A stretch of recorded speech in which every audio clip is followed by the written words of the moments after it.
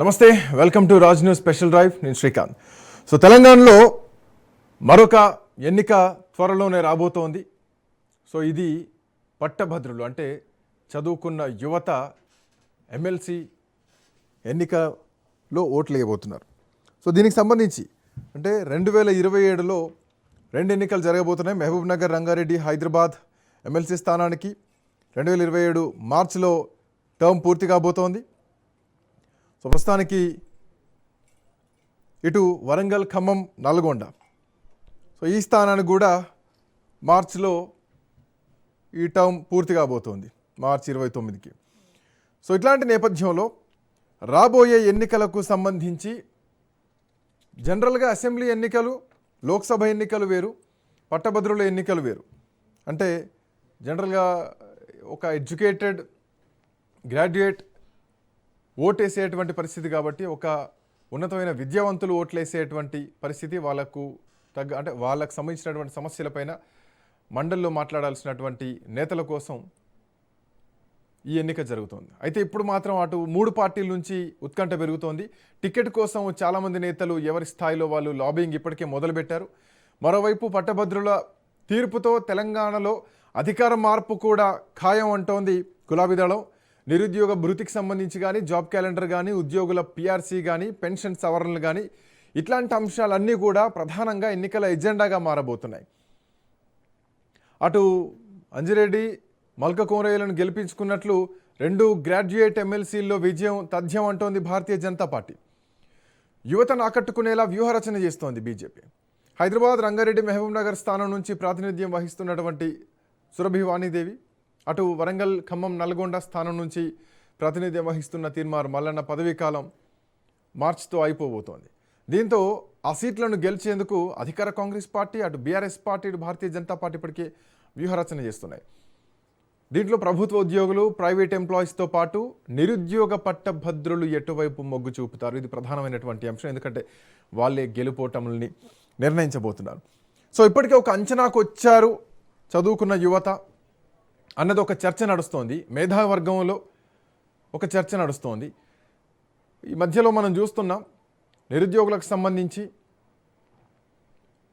CJI మొదలు ధర్మేంద్ర ప్రధాన్ రాజీనామా, అటు జార్ఖండ్లో జరుగుతున్నటువంటి విద్యార్థి ఉద్యమాలు కానీ, బీహార్లో జరుగుతున్నటువంటి ఉద్యమాలు కానీ, సో ఇటు నోటిఫికేషన్లకు సంబంధించి తెలంగాణలో ఆర్టీసీ క్రాస్ రోడ్లో, అశోక్ నగర్లో జరుగుతున్నటువంటి నిరసనలు కానీ, ఇవన్నీ కూడా ఆయా ప్రభుత్వాలను ఇబ్బందులు పెడుతున్నాయి. ఏకంగా కేంద్రమే దిగి రావాల్సినటువంటి పరిస్థితి. సో ఇప్పుడు ఆ మూడ్ చేంజ్ అయిందా పట్టభద్రులది?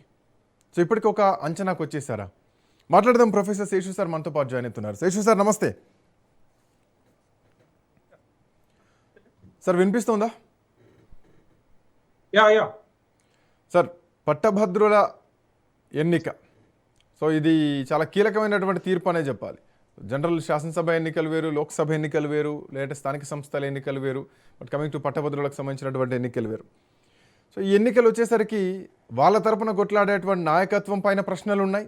గెలిచిన తర్వాత ఏం చేస్తారు, ఏం చేస్తారన్నది. సో ఇప్పుడు గెలిపించుకోవాలంటే చాలా అంశాలు దీంట్లో చర్చలోకి వస్తూ ఉంటాయి. సో ఇప్పటికిప్పుడు యువత ఆలోచన ఏంటి, పట్టభద్రుల ఆలోచన ఏంటి, ఉద్యోగుల ఆలోచనలు ఏంటి, ఎట్లా చూడొచ్చు సార్? శ్రీకాంత్, 2027 ప్రథమార్థంలో అంటే ఫిబ్రవరి, మార్చిలోనే అవును, తెలంగాణ రాష్ట్రంలో 2 పట్టభద్రుల ఎమ్మెల్సీ నియోజకవర్గాలకు ఎన్నికలు జరగబోతున్నాయి. ఒకటి హైదరాబాదు, రంగారెడ్డి, మహబూబ్ నగర్, అది దక్షిణ తెలంగాణలో ఉన్నటువంటి ఒక నియోజకవర్గము.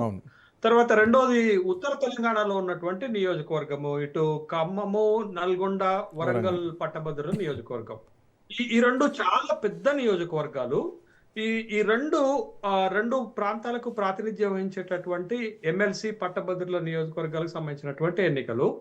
అయితే ఇప్పటి నుంచి పార్టీలు ఈ 2 పట్టభద్రుల నియోజకవర్గాల ఎన్నికల్లో గెలవటం కోసం ప్రయత్నాలు ప్రారంభించినట్టుగా తెలుస్తుంది. అభ్యర్థులు ఎవరుంటే బాగుంటుంది, ఏ పార్టీకి విజయ అవకాశాలు ఉన్నాయి, ఎవరు గెలుస్తారు అనేటటువంటి విశ్లేషణలు రాష్ట్ర వ్యాప్తంగా పెద్ద ఎత్తున జరుగుతున్నాయి. పార్టీలు కూడా కసరత్తు చేస్తున్నట్టుగా మనకి కనపడుతుంది. అయితే ఈ పట్టభద్రులలో చాలా కీలకమైనటువంటి ఓట్లు ఎవరివి అంటే, ఇప్పుడు మనం మాట్లాడుకుంటున్నటువంటి నిరుద్యోగులు చాలా కీలకమైనటువంటివి. యువత, విద్యార్థులు, ఉద్యోగులు, ప్రైవేట్ ఉద్యోగులు, ప్రభుత్వ ఉద్యోగులు, మేధావులు, ప్రొఫెషనల్స్ వీళ్ళందరూ కలిస్తే పట్టభద్రులు అవుతారు. వీళ్ళు చాలా కీలకమైనటువంటి ఓటింగ్ సెక్షన్ గా మనం చూస్తాం. సాధారణ ఎన్నికలకు ఈ పట్టభద్రుల నియోజకవర్గాల ఎన్నికలు కొంత భిన్నంగా ఉంటాయనేటటువంటి అంశాన్ని చూస్తున్నాం. అయితే ఈ ఇప్పుడు వరకు మనకి 2009లో ఎన్నికలు మొదటిసారి జరిగిన దగ్గర నుంచి మీకు ఈ నల్గొండ పట్టభద్రుల నియోజకవర్గానికి 4 సార్లు, తర్వాత హైదరాబాద్ నియోజకవర్గానికి 3 సార్లు ఎన్నికలు జరిగితే ఈ ఎన్నికలలో మీరు చూడండి, కాంగ్రెస్ పార్టీ 2024లో జరిగినటువంటి నల్గొండ పట్టభద్రుల నియోజకవర్గం ఉప ఎన్నికలో మాత్రమే గెలిచింది, గెలవలేదు. ఇక మిగతా ఎక్కడ కూడా గెలిచినటువంటి సందర్భాలు మనం చూడలేదు. అంటే కాంగ్రెస్ కి పెద్దగా డైరెక్ట్ సాధారణ ఎన్నికల్లో ఈ పట్టభద్రుల నియోజకవర్గంలో అవకాశం దొరకలేదు. బీజేపీకి కూడా అవకాశం దొరకలేదు. అప్పుడు 10 సంవత్సరాలు తెలంగాణ ఉద్యమం జరుగుతున్నప్పుడు, తెలంగాణ పార్టీ బీఆర్ఎస్ అధికారంలో 10 ఏళ్ళు ఉన్నప్పుడు బీఆర్ఎస్ పార్టీకే ఈ 2 నియోజకవర్గాల్లో అవకాశం దక్కింది. ముఖ్యంగా హైదరాబాద్ లో నాగేశ్వర్ లాంటి ఒక ఇంటలెక్చువల్ కూడా అవకాశం దక్కినటువంటి సందర్భాలను మనం చూసాం. అయితే ఇప్పుడు ఈ పార్టీలు ఎవరికి గెలుపు అవకాశాలు ఉన్నాయి, ఎలా ఉంటుంది అనేటటువంటి ఒక విశ్లేషణ కనుక మనం చేస్తున్న సందర్భంలో మనకు కనపడుతున్నటువంటి overall picture as on today, ఇప్పుడున్నటువంటి అంశం ఇంకా అభ్యర్థులు ఎంపిక కాలేదు, ఇంకా ప్రచారం ప్రారంభం కాలేదు. కాబట్టి ఇప్పుడున్నటువంటి ఒక పొలిటికల్ స్టామినాను బట్టి, ఇప్పుడున్నటువంటి ఒక పొలిటికల్ సిచ్యువేషన్స్ ని బట్టి మనం అంచనా వేస్తే మనకి ఇప్పుడు ఉన్నటువంటి ప్రధానమైనటువంటి పార్టీలు బీఆర్ఎస్ పైన, కాంగ్రెస్ పైన ఈ పట్టభద్రుల నియోజకవర్గాలలో అసంతృప్తి ఉంది. ఎందుకు అసంతృప్తి ఉందంటే, 2 అధికారంలో ఉన్నటువంటి పార్టీలు పట్టభద్రులకు పెద్దగా ఏం చేయలేదనేటటువంటి అసంతృప్తి ఉంది. This is point 1. Point number 2, BJP లాంటి ఒక ప్రధానమైనటువంటి పార్టీ కూడా ఇక్కడ పోటీ చేస్తుంది. కాబట్టి బీజేపీ పైన నమ్మకం లేదు. ఎందుకు నమ్మకం లేదంటే, దేశవ్యాప్తంగా జరుగుతున్నటువంటి పరిణామాలు చూసినప్పుడు, జన్ ఆల్ఫా ఉద్యమాలు వస్తున్నప్పుడు, బీజేపీ అధికారంలో ఉన్నటువంటి రాష్ట్రాల్లో కూడా జరుగుతున్న పరిణామాలు చూసినప్పుడు బీజేపీపై కూడా నమ్మకం లేదు. ఈ 3 పార్టీల పరిస్థితి ఇదైతే, ఇప్పుడు ప్రాతినిధ్యం వహిస్తున్నటువంటి వాళ్ళు మీకు హైదరాబాద్ పట్టభద్రుల నియోజకవర్గానికి వచ్చేసి వాణిదేవి బీఆర్ఎస్ నుంచి ప్రాతినిధ్యం వహిస్తున్నారు. వాళ్ళు నిలబడేటటువంటి అవకాశాలు లేవు అనేటటువంటి వార్తలు వస్తున్నాయి. ఇక ఇప్పుడు కీలకమైనటువంటి పట్టభద్రుల నియోజకవర్గం నల్గొండకు వచ్చేసరికి, నల్గొండలో ఇప్పుడు సిట్టింగ్ గా ఉన్నటువంటి తీన్మార్ మల్లన్న 2024 ఉప ఎన్నికలో కాంగ్రెస్ పార్టీ నుంచి గెలిచారు. తర్వాత కాంగ్రెస్ పార్టీ నుంచి డిఫర్ అయి ఉన్నారు. కాబట్టి తీన్మార్ మల్లన్న పోటీ చేస్తే తీన్మార్ మల్లన్నకు గెలుపు అవకాశాలు ఎలా ఉంటాయి, తెలంగాణ రాజ్యాధికార పార్టీ నుంచి పోటీ చేస్తారు కాబట్టి ఎట్లుంటాయి అనేటటువంటి ఒక ప్రశ్న వస్తే, ఒక సర్వే సంస్థ ఒక కీలకమైనటువంటి సర్వేను విడుదల చేసింది. ఆ సర్వేలో వాళ్ళు చెప్తున్నటువంటి మొట్టమొదటి సర్వే, పేరు చెప్పాల్సినటువంటి అవసరం లేదని నేను అనుకుంటున్నాను.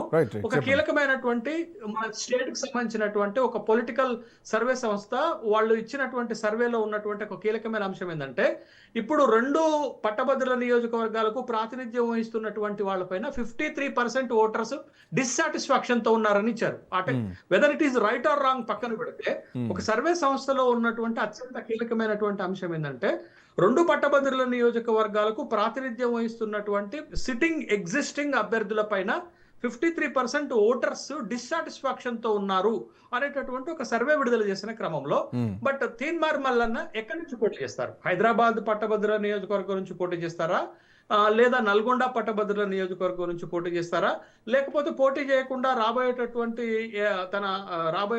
శాసనసభ ఎన్నికలకు పార్టీని సిద్ధం చేస్తారా?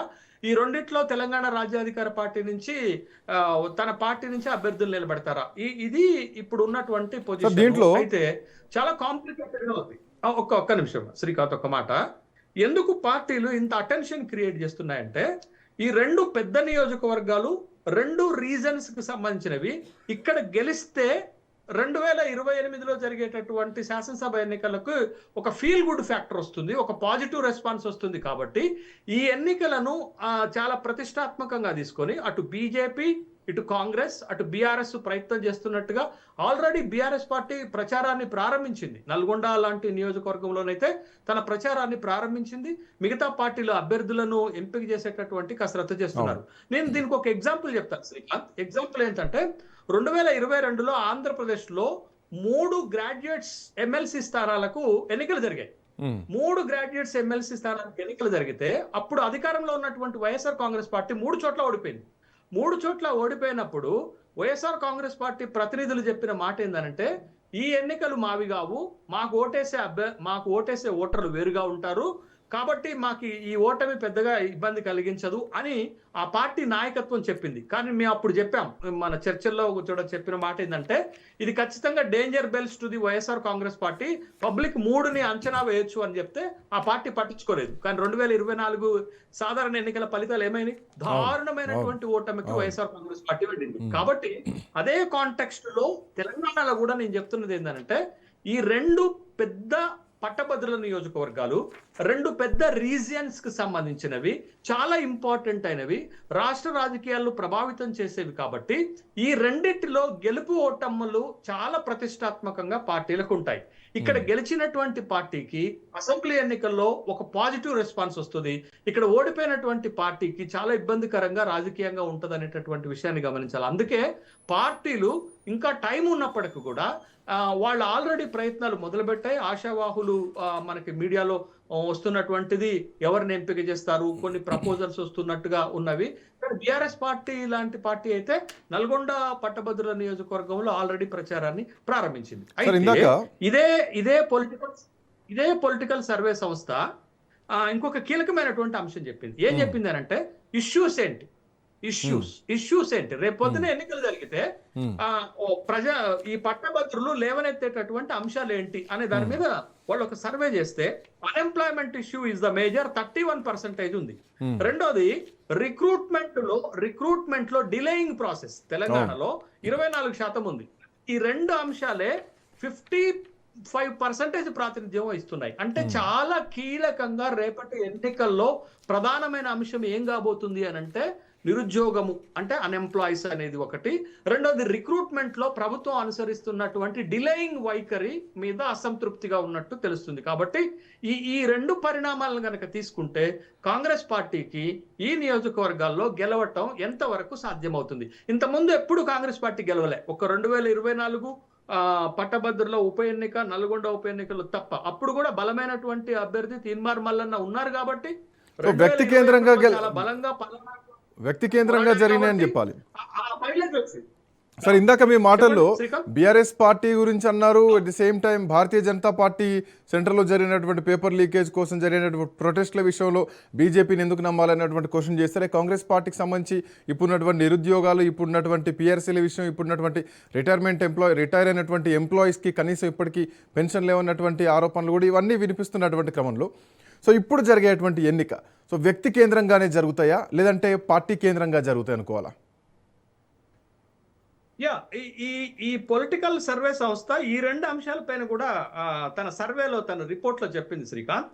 ఒకటి, 36% ఓటర్స్ మీరు ఎవరికి ఓటేస్తారంటే పార్టీలకు వేస్తామని చెప్పారు. అంటే పార్టీ అభ్యర్థి, పార్టీ బీఫామ్స్ ఏమి ఉండవు దీంట్లో, బీఫామ్స్ ఉండవు, కానీ పార్టీ బలపరిచినటువంటి అభ్యర్థులు మాత్రమే ఉంటారు. కాబట్టి ఏ పార్టీకి మీరు ఓటేస్తారు అంటే 36% ఓటర్స్ పార్టీకి ఓటేస్తామని చెప్పారు. క్యాండిడేచర్ కూడా ఇంపార్టెంట్ అని చెప్పారు. క్యాండిడేచర్ ని బట్టి ఓటింగ్ విధానం మారిపోతుంది అనేటటువంటి 2 కీలకమైన అంశాలు చెప్పారు. అయితే ఈసారి గతంలో మాదిరిగా ఎన్నికలు ఉండవు. ఎందుకు ఉండవు అనేది అంటే, ఇప్పుడు దేశవ్యాప్తంగా ఒక చాలా ఇంపార్టెంట్ ఫ్యాక్టర్ తెరపైకి వస్తుంది. మీరు ఆయా రాష్ట్రాల్లో కానీ, కేంద్ర ప్రభుత్వం పైన కానీ, దేశంలో ఉన్నటువంటి యువత, ముఖ్యంగా నిరుద్యోగ యువత ఎంత ఇంపాక్ట్ చేస్తుంది అనేటటువంటి విషయాన్ని మనం జంతర్ మంతర్ దగ్గర జరిగిన పరిణామాలు చూసాము, తర్వాత జార్ఖండ్ లో జరిగిన పరిణామాలు చూసాం. చాలా విచిత్రమైనటువంటి ఇంకొక అంశాన్ని మీ ముందు చెప్తాను శ్రీకాంత్. ఆగస్టు 18 నాడు బీహార్ లో నిరుద్యోగులు ప్రభుత్వానికి ఒక అల్టిమేటం జారీ చేశారు. మీరు టీచర్ రిక్రూట్మెంట్ కు సంబంధించినటువంటి నోటిఫికేషన్ విడుదల చేయకపోతే ఖచ్చితంగా ముఖ్యమంత్రి నివాసాన్ని ముట్టడిస్తామని ఒక అల్టిమేటం జారీ చేస్తే 24 గంటల్లో ఆ రాష్ట్ర ప్రభుత్వం దిగొచ్చి 32,388 టీచర్ రిక్రూట్మెంట్లకు నోటిఫికేషన్ ఇచ్చేసింది. అంటే ఆయా రాష్ట్ర ప్రభుత్వాలు కానీ, కేంద్ర ప్రభుత్వాలు కానీ నిరుద్యోగ యువత విద్యార్థులు చేస్తున్నటువంటి డిమాండ్ల పట్ల ఓ విధమైనటువంటి భయం కలుగుతుంది అనేటటువంటి విషయం బీహార్ పరిణామాలు చూస్తే తెలుస్తుంది. మరి తెలంగాణకు వచ్చేసరికి ఏం జరుగుతుంది? తెలంగాణలో ఈ 2 పట్టభద్రుల నియోజకవర్గాలలో ఓటింగ్ చేసేటటువంటి ఓటింగ్ ఫ్యాక్టర్ లో ప్రభుత్వం పైన ప్రతిపక్షాల పైన ఎట్లుంది, కాన్ఫిడెన్స్ ఎట్లుంది అనేది కనుక మనం చూస్తే, ప్రభుత్వాన్ని కనుక మనం చూస్తే, ప్రభుత్వము ఈ 32 నెలల్లో తను చేసినటువంటి కార్యక్రమాలతోటి విద్యార్థులు ముఖ్యంగా, మీరు ఇందాక అశోక్ నగర్ ఒక ప్రస్తావన తెచ్చారు, ఓయూ లాంటి విద్యా సంస్థ గురించి చెప్పారు, కాకతీయ లాంటి విద్యా సంస్థల గురించి మాట్లాడుతున్నాము. మొత్తంగా రాష్ట్రంలో ఉన్నటువంటి నిరుద్యోగ యువత గత ప్రభుత్వం ఏ వైఖరి అనుసరించిందో ఈ ప్రభుత్వం కూడా అదే వైఖరి అనుసరించిందే అనేటటువంటి ఒక అసంతృప్తి వెళ్ళజేస్తున్నటువంటి నేపథ్యంలోనే ఒత్తిడికి గురైనటువంటి ప్రభుత్వము పోలీస్ కానిస్టేబుల్, పోలీస్ డిపార్ట్మెంట్ సంబంధించినటువంటి వేకెన్సీలు 7,437 నోటిఫికేషన్ ఇస్తే దానిపైన కూడా నిరుద్యోగులు అసంతృప్తిగా ఉన్నారు. 19,000 ఖాళీలు ఉంటే మీరు కంటి తుడుపు చర్యగా ఈ నోటిఫికేషన్స్ ఇచ్చి డ్యామేజ్ ని కంట్రోల్ చేసుకోవాలనుకుంటున్నారు అనేది వాస్తవంగా నిరుద్యోగులు అర్థం చేసుకున్నారు. కాబట్టి నిరుద్యోగుల్లో అసంతృప్తి ఉంది, ఫీజు రియంబర్స్మెంట్ విషయంలో విద్యార్థుల అసంతృప్తి ఉంది, యువతల అసంతృప్తి ఉంది, ఉద్యోగులకు డిఎల్ ఇవ్వలేదని, తర్వాత ఓల్డ్ పెన్షన్ స్కీమ్ ని పునరుద్ధరించలేదని, వాళ్ళకి కావాల్సినటువంటి బీమాకు సంబంధించినటువంటి అంశాల క్లారిటీ లేదని, ఇట్లాంటి సమస్యల పైన వాళ్ళు ఒక అల్టిమేటం జారీ చేస్తున్నారు. ప్రైవేటు ఉద్యోగులు పూర్తి స్థాయిలో అసంతృప్తి ఉన్నారు. ప్రొఫెషనల్స్, మేధావులు అయితే ఈ ప్రభుత్వం పరిపాలనా తీరుపైన కూడా అసంతృప్తిగా ఉన్నటువంటి ఛాయలు కనపడుతున్న నేపథ్యంలో, అందుకే నేను ఇందాక ఒక కీలకమైన మాట చెప్పాను. కాంగ్రెస్ రూలింగ్ లో ఉంది, బీఆర్ఎస్ రూల్డ్ అవుట్ అయింది. రెండింటిపైన ఈ పర్టికులర్ సెక్షన్ లో, ఈ పర్టికులర్ నియోజకవర్గాల్లో, పట్టభద్రుల నియోజకవర్గాల్లో అసంతృప్తి ఉంది అన్నాను. బీజేపీ పైన నమ్మకం లేదు అని అన్నాను. ఎగ్జిస్టింగ్ క్యాండిడేట్స్ పైన నమ్మకం లేదు అని ఒక సర్వే సంస్థ చెప్తున్నటువంటి నేపథ్యంలో అది ఎంతవరకు నిజమవుతుంది అనేది ఎన్నికల్లో తేలేటటువంటి అంశం. కాబట్టి రాజకీయంగా ఈ నియోజకవర్గాల్లో గెలవటం రాజకీయ పార్టీలకు అవసరమైతే ఈ ఎన్నికలను పురస్కరించుకొని ప్రభుత్వ వైఖరిని మార్చాలనేది నిరుద్యోగులు, పట్టభద్రులు, యువత, విద్యార్థులు, ప్రొఫెషనల్స్, మేధావులు, ఉద్యోగులు వీళ్ళందరి ఒక ఆలోచనగా మనకు కనపడుతున్న నేపథ్యంలో బట్ రిజల్ట్ ఎట్లా ఉంటుంది అనేది చాలా కీలక. సార్, అంచనా వేయచ్చు అంటే మీరు చెప్తున్నటువంటి కొన్ని వింగ్స్ ఏవైతే ఉన్నాయో పట్టభద్రులకు సంబంధించి, రిటైర్డ్ టీచర్స్ కానీ, లేదంటే టీచర్స్ కానీ, లేదంటే మేధావులు కానీ, ప్రొఫెసర్స్ కానీ, సో ఇట్లా చాలామంది గ్రాడ్యుయేషన్ అయిపోయినటువంటి విద్యార్థులు ఎవరైతే ఉన్నారో, నిరుద్యోగులు ఎవరైతే ఉన్నారో. బట్ ద పాయింట్ ఏంటి సార్, ఒక అసెంబ్లీ ఎన్నికలు జరుగుతున్నప్పుడు పోస్టల్ బ్యాలెట్ అనేది ఆల్మోస్ట్ గెలుపు నిర్ధారించేస్తుంది. సో ఇప్పుడు కాంగ్రెస్ పార్టీ ప్రభుత్వంలోకి వచ్చిన తర్వాత ఇప్పుడు జరగబోయేటువంటి ఈ 2 ఎన్నికలు కూడా కైండ్ ఆఫ్ ఒక పోస్టల్ బ్యాలెట్ ట్రయల్ అనుకోవచ్చా? నో, ఆ పోస్టల్ బ్యాలెట్ జనరల్ ఎలక్షన్ జరిగేటప్పుడు పర్టికులర్ గా ఆ ఎన్నికలలో నిమగ్నమైనటువంటి ఉద్యోగులు వేసేటటువంటి ఓటు చాలా లిమిటెడ్ గా ఉంటుంది అది. బట్ ఇక్కడ చాలా పెద్ద ఓటింగ్ ఉంటుంది. ఒక్కొక్క నియోజకవర్గంలో 5 లక్షలకు పైగా. మూడ్ గురించి అంటున్నాను. ఇప్పుడు మీరు చెప్పిన అంశాలని పరిగణలోకి తీసుకుంటే the mood of election. Yeah, ఖచ్చితంగా మూడ్ ఆఫ్ ఎలక్షన్ ఎట్లుంటుంది అనేది ప్రభుత్వం యొక్క రూలింగ్ పైన డిపెండ్ అయి ఉంటుంది. ప్రభుత్వాలు చేసేటటువంటి ప్రతిపక్ష పార్టీలు చేసేటటువంటి క్యాంపెయిన్ పైన ఆధారపడి ఉంటుంది. నిలబడినటువంటి అభ్యర్థుల క్యాండిడేచర్ పైన ఆధారపడి ఉంటుంది. వాళ్ళు ఈ పట్టభద్రులకు ఇచ్చేటటువంటి హామీల అంశం పైన ఆధారపడి ఉంటుంది. ఇవన్నీ ఒక ప్రామాణికంగా తీసుకొని గెలుపు ఓటమిని నిర్ణయించేటటువంటి అంశం ఉంటుంది. బట్ మేజర్ థింగ్ ఏంటి అని అంటే సహజంగా ఈ వర్గాల్లో ప్రభుత్వం పైన వ్యతిరేకత ఉంటుంది. మీరు జనరల్ ట్రెండ్, ఒక జనరల్ ఫినామినా తీస్తే మనకు కనపడేటటువంటి, అంటే గతంలో ఇక్కడ బీఆర్ఎస్ పార్టీ ముఖ్యంగా నల్గొండ పట్టభద్రుల నియోజకవర్గంలో అబ్జల్యూట్ గా ప్రతి ఎన్నికలు వాళ్లే గెలిచారు. అది ఉప ఎన్నికైనా లేకపోతే డైరెక్ట్ ఎన్నికైనా ఒక 2024 తప్ప. అంటే ఇది ఒక ఉద్యమ కేంద్రం. మీకు ఉత్తర తెలంగాణకి ఒక ఉద్యమం బలమైనటువంటి కేంద్రం కాబట్టి తిరుగులేకుండా బీఆర్ఎస్ పార్టీ గెలిచింది. కానీ ఇప్పుడు ఆ పరిస్థితి ఉందా అంటే లేదనే చెప్పాలి. తర్వాత మీకు హైదరాబాద్, రంగారెడ్డి, మహబూబ్ నగర్కి వచ్చేసరికి ఒక ఇంటలెక్చువల్ బేస్ ఉంటుంది కాబట్టి మొదటి 2 సార్లు జరిగినటువంటి ఎన్నికల్లో నాగేశ్వర్ సార్ గెలిచినటువంటి సందర్భాన్ని మనం చూసాం. తర్వాత వాణిదేవి గారిని కూడా ప్రధానమంత్రి పివి నరసింహరావు గారి కూతురు అట్లా ఒక ఇంటలెక్చువల్ ఓరియంటేషన్ లో తీసుకొచ్చి బీఆర్ఎస్ పార్టీ అప్పుడు ఒక ప్రయోగం చేసి ఆ ప్రయోగంలో సక్సెస్ అయినటువంటి సందర్భాన్ని మనం చూసాం. బట్ ఇక్కడ కాంటెక్స్ట్ ఏంటి అని అంటే సహజంగా పట్టభద్రుల నియోజకవర్గాల్లో ప్రభుత్వాల పైన కాస్త వ్యతిరేకత ఉంటుంది. బట్ ఆ వ్యతిరేకత పవనాలు తీవ్రత ఇప్పుడు ఎక్కువగా ఉంది. ఎందుకు అనంటే దేశవ్యాప్తంగా జన్జీ ఉద్యమం జరుగుతుంది. జన్జీ లేవనెత్తుతున్నటువంటి, యువతలు లేవనెత్తుతున్నటువంటి ప్రధాన అంశం ఏంటంటే నిరుద్యోగము, రిక్రూట్మెంట్. బట్ నిరుద్యోగాన్ని తగ్గించడంలో, రిక్రూట్మెంట్ చేయటంలో ప్రభుత్వాలు చాలా స్పష్టమైన వైఫల్యాన్ని కలిగి ఉన్నాయి. అంతేకాకుండా ప్రభుత్వ ఉద్యోగులు పనిచేస్తున్న వాళ్ళని రిటైర్మెంట్ అయినటువంటి వాళ్ళ విషయంలో Right. ఫైనాన్షియల్ బెనిఫిట్స్ లో ప్రభుత్వం విమర్శలు ఎదుర్కొంటున్నాయి. Right. తర్వాత ప్రైవేటు ఉద్యోగుల విషయంలో కూడా ప్రభుత్వము పెద్ద చర్యలు చేపట్టలేదు. అవును, గ్రాడ్యుయేట్స్ విషయంలో కూడా ఏమి వాళ్ళు ఎదుర్కొంటున్నటువంటి సమస్యలకు పరిష్కారం చూపట్లేదు. కాబట్టి ప్రభుత్వం దగ్గర ఉన్న ఒక ధీమా ఏంటి తెలుసా? Conclude, sir. 117 శాసనసభ స్థానాల్లో మనం గెలుస్తాం, 2034 వరకు మేమే అధికారంలో ఉంటాం అని చెప్తూ ఇప్పటి వరకు జరిగినటువంటి 2 బైపోల్ ఎలక్షన్స్, మీరు కరీంనగర్ పట్టభద్రుల నియోజకవర్గము, టీచర్ ఎమ్మెల్సీ నియోజకవర్గాలు పక్కన పెడితే ఓ జనరల్ ఎలక్షన్లలో మీకు కంటోన్మెంట్ లో మేమే గెలిచాము, జూబ్లీ హిల్స్ లో మేమే గెలిచాము అనేటటువంటి ఒక అంశాన్ని తెరపైకి తీసుకొస్తున్నారు. బట్ బీజేపీకి ఒక ఆశ ఏంటి అంటే మేము కరీంనగర్ లో 2 గెలిచాము ఎమ్మెల్సీలు అంటే, బట్ ఆ రోజు ఉన్న పరిస్థితి వేరు, ఈ రోజు ఉన్నటువంటి పరిస్థితి వేరు. Right. అప్పుడు ఉన్నటువంటి పరిణామాలు వేరు, అక్కడ ఉన్నటువంటి పార్టీ పొజిషన్స్ వేరు. బట్ ఇక్కడ హైదరాబాద్ కు సంబంధించినటువంటి ఒక్క ఎమ్మెల్సీలో కొంత బీజేపీకి ఆశ ఉంటే ఉండొచ్చు కానీ, బట్ ఉత్తర తెలంగాణలో ఉన్నటువంటి నల్గొండ పైన బీజేపీకి పెద్ద ఆశలు ఉండకపోవచ్చు అని నేను అనుకుంటున్నాను. బట్ పోటీ ఎలా ఉంటుంది అనేది కనుక మనం చూస్తే, బట్ కాంగ్రెస్ రెండిట్లలో మెయిన్ లీడింగ్ పొజిషన్ లో ఉంటే, బట్ అపోజిషన్స్ లో ఒక దగ్గర బీజేపీ, ఒక దగ్గర బీఆర్ఎస్, ఇంకొక దగ్గర తీన్మార్మల లాంటి వాళ్ళు గట్టి పోటీ ఇచ్చేటటువంటి అవకాశం ఉంటుంది. Right. బట్ గెలుపు ఓటములు అనేవి ఈ Right, sir. ఖచ్చితంగా నిరుద్యోగులు నిర్ణయించబోతున్నారు అనేది స్పష్టం.